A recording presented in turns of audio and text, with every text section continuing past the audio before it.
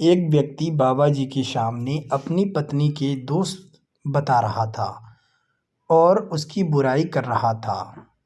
बाबा जी ने उससे पूछा, तुम्हारा धोबी कौन है? वह व्यक्ति बोला, मेरी पत्नी। बाबा जी ने फिर पूछा, तुम्हारा बावर्ची कौन है? वह व्यक्ति बोला, मेरी पत्नी। बाबा जी ने कहा, तुम्हारा सफाई वाला कौन है? वह व्यक्ति बोला, मेरी पत्नी। बाबा जी ने कहा, तुम्हारे माता पिता की सेवा और तुम्हारी सेवा कौन करता है? वह व्यक्ति बोला, मेरी पत्नी।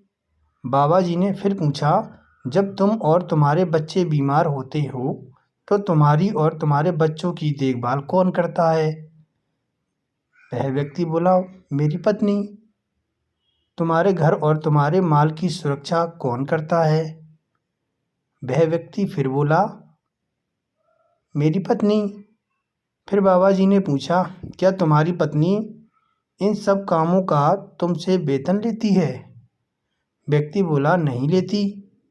बाबा जी ने कहा, तुमने अपनी पत्नी के दोष तो गिनवा दिए, लेकिन उसके गुणों को भूल गए और ना ही तुमने उसके गुणों को समझा।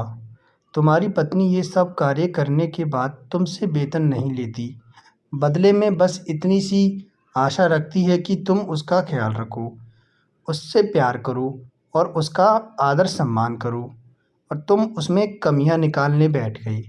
कमियां तो तुम देख लेते हो, गलतियां निकालते हो, खूबियां भी बताया करो बेटा।